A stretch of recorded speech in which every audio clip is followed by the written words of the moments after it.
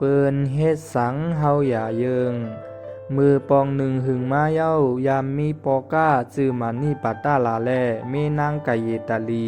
เขาตั้งสองในมักมีลีเปียนนามีตีลินอันกลางใหญ่หลงและเฮือนอันกลางใหญ่นาเต้เต้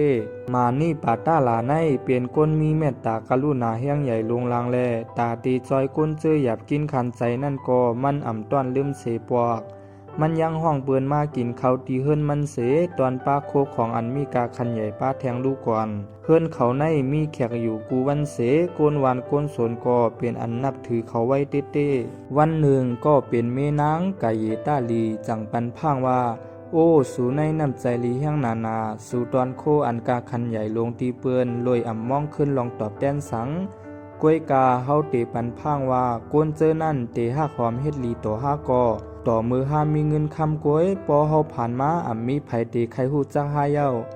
ต่ออ่ำลือเฮอ้อยก็เขายังเตอ่ำไขตรงตักหาก่อนมานี่ปัตตาลาอ่ำยุ่มความนางเมแลไปลาดว่าลาดสังจึงนั้นอ่ำไลลองไลตั้งมันสังในอยู่ถึงมาหนังวันหนึ่งข่าวให้ก็มาถึงมือก้นเหตุการณ์มันมาลาดว่าเฮือหลวงเขาอันต่างกุนก้าตั้งขายนั่นเลยจมหายกว่าในน้ำปังหลายเย้าไหนมือนั่นมันนี่ปัตตาลาเป็นอันตกใจหนาเต้เต้ย้อนว่ากุนก้าตั้งขายนั่นอ่ำก้อมก้ามีโคของมันก้อยมีปลาโคของมหาสัตว์เทเป็นลายเจ้าแลจอมรวยเป็นเฮือมันนั่นมันเตไลสายแต้นขึ้นกาลุซุ้มมหาสัตว์เทต่างเจ้านั่นเย้ากำนั่นมันจังเตึงปากดังอ้อยก็มันเสียว่าย้อนกูยืมเงินไว้พองย้อนเงินตีมีไว้อ่ำป้อตาสายแต้นเปิ้นในอยู่อ้อยก็มันก็อ่ำมีไผไข่สุกไข่ยุงจอมแลหาคอเกตัวว่าอ่ำมีเย้าว่าไหนหาเฮ็ดอันนั่นหาเฮ็ดอันไหนเปียดเย้าว่าสังนันเต้ห้าปันก็เฮายิ้มไหลอยู่ในเย้ากำนั่นมานี่ปาตาลาก็อ่ำจางปึงอิงไผเย้าแลกาไหลขายตีลินตั้งเซงแลเฮิรนเยกว่าเปียดเย้าป้อว่าสายแต้นขึ้นนีตีเปือนเย้าก็ขาโผเมไหลออกมาอยู่ตีเฮิรนหลังเล็กๆอ่อนหลังหนึ่งกอบอ่ำมีตื้นล่างสังแลต่ออ่ำลือเฮเตผูกเข้าซ้อมหน้าก็ไหลกว่าเฮ็ดหน้าผักเปือนเสป้อไหลเข้ามันมาก็ตั้งเจ้าหน้าเสไหลเพเหมียงกันก็ครึ่งเย้าอยู่หึงมาตานกายเยตาลีก็เฮ็ดเป็นครูสอนเฮหับเงินตีปอเมลุอันเขาอิดอีอยู่เย้าวันหนึ่งมันนี่ปาตาลาไลกาเลกาเฮทบแมนอ้อยก็มันแลมันจ่องยุกมือตรงตักจูต่ออ้อยก็มันเย้ากล้วยกาอ้อยก็มันเฮ็ดแกงอ่ำหันแมนมันเสไปป่วนมันกว่า8เผือมาฮอดถึงเฮิรนก็มันจังอุบเนเมนางมันเสลาดว่าอันสุรัดวันนั้นแมนเตียว่าป้ออ่ำมีเงินคำไหนตื่นอ่ำมีไผใครหูจักเฮาเตลงเนาะในเสใจเรียกอยู่เย้า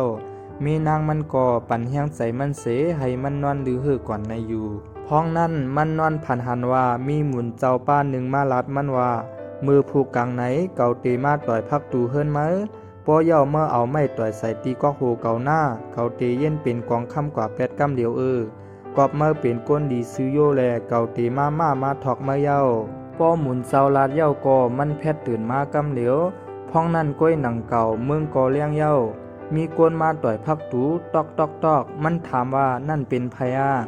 อ้อเป็นคาก้นแก๊สคนโหอันปีสังเฮาลัดไว้มือว่านั่นอ้อเข้ามาแลป้อนั้นพ้องตื้ออ่างแก๊สคนโหอยู่นั่นก็มีเสียงต่อยพักตูม่อมาแทงตอกสัวมีหมุนเจ้าป้าหนึ่งใครมาทบสัวในเป็นเสียงเมนางมันลาดพอผุยพักตูเข้ามาก็เป็นมุนเจ้าป้าอันมันนอนผันคำว่านั่นก็สั่งกะเอาค้อนมาต่อยใส่โหมุนเจ้านั่นกำเหลียวไว้นั่นมุนเจ้าป้านั่นก็เย็นเป็นกองเงินกองคำกะ8ก้นแก๊สคนโหนั่นเลยหันแมนลองตั้งหมดแลมันจังลาดในใจมันว่าอ๋ออักย่องว่าพวกใครมักมีในเปิ้นเฮ็ดไหนกล้วยหลวงตั้มอำหยาพังเฮอิดมักมีแลง่ายกล้วยหลวงก้นแก๊สคนโหนั่นก็อำถามลองตั้งอีสังตีมันนี่ปัตตาลาคาเซอิด